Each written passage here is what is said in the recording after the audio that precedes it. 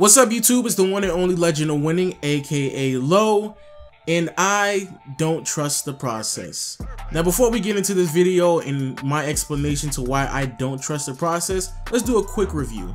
Back in 2013, Sam Hinkie took over for the 76ers, and he looked at the roster, assessed the assets, and came to the realization that the only way that this team was going to be able to apply some franchise changing talent to the roster is by going through the draft. So what he decided to do was trade everything that he had of importance: Thad Young, Drew Holiday, Evan Turner, Spencer Hawes, and eventually flip that, turn it around into some young players, which for the most part was basically Nerlens Noel and a couple of draft picks. And also consistently tank throughout the next several years so you can get some more draft picks. So now fast forward a little bit more, they have some draft picks, they pick up Michael Carter-Williams, they traded Drew Holiday for Nerlens Noel, then you get Jahlil Okafor, Joel Embiid, Ben Simmons, Dario Saric, and here we are now in 2017.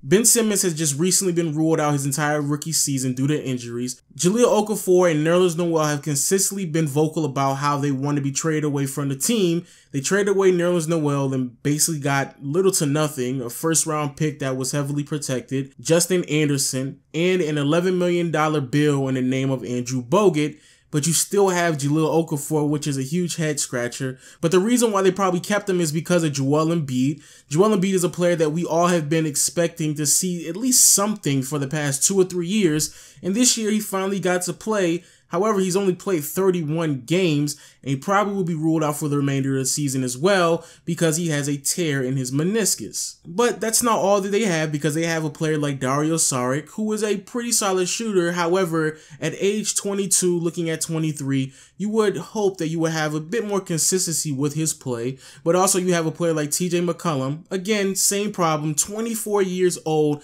lack of consistency, and he's on an expiring contract, so who knows what they're going to do with that as well. My big question for everybody out there who quote-unquote trusts the process, the one thing that I have to ask you all is, what is next? Because everybody talks about trusting the process. Everybody understands the first 3 steps. Trade the assets, get the picks, and draft the players. But after you draft the players, what's next? That's the step that I need to know before I can trust this process. Because they drafted the players, and it doesn't really seem like nothing is really left for this team.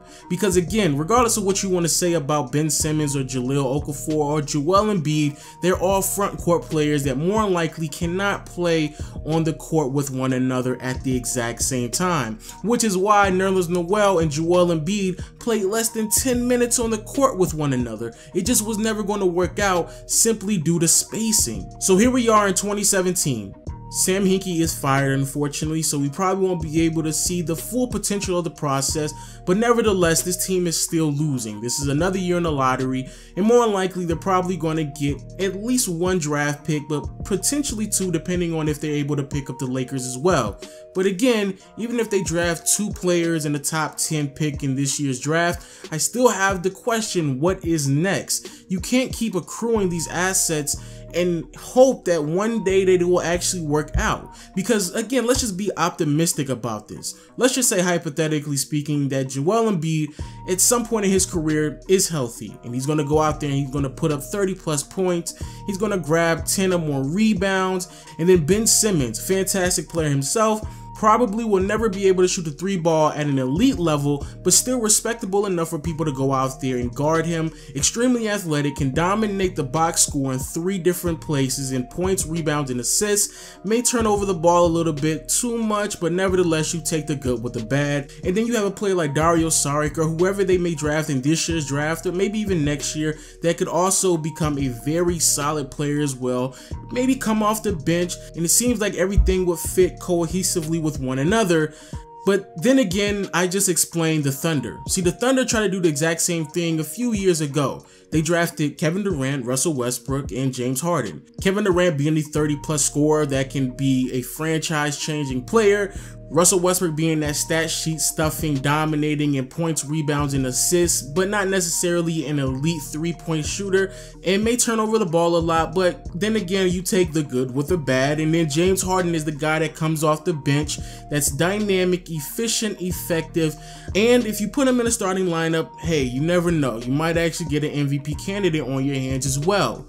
But the problem is that they had to pay all of these players at the exact same time, and that's the problem that they're going to run into with the 76ers, which is why a lot of people had a problem with understanding why are you not just trading some of these assets away to get a player like a Jimmy Butler, a player that you already know what you're going to get out of him, a player that can immediately affect the win-loss column on a team that needs his expertise to propel them into winning status. Again, this is a team that will be a lottery team, maybe even next year.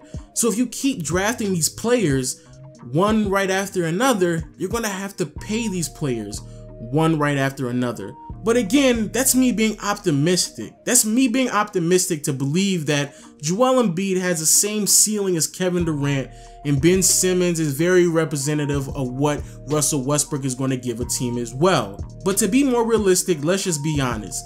Joel Embiid is one of those players at this stage of his career, quite honestly, I don't even know if he could play 60 games of a season while playing 33 or more minutes each game, which is something that Sam Hinkie knew before drafting him.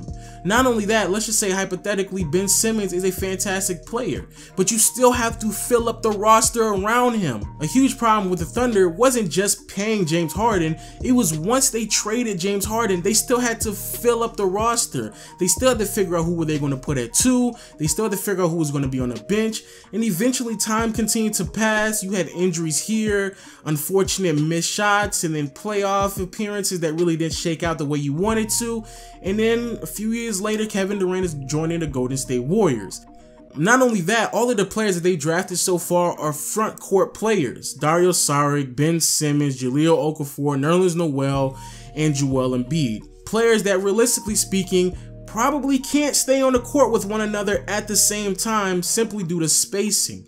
Because of this, you still have to make sure that the players, they are cohesive with one another, that they complement one another, which is again a problem that we still don't know yet because they haven't been on the floor with one another.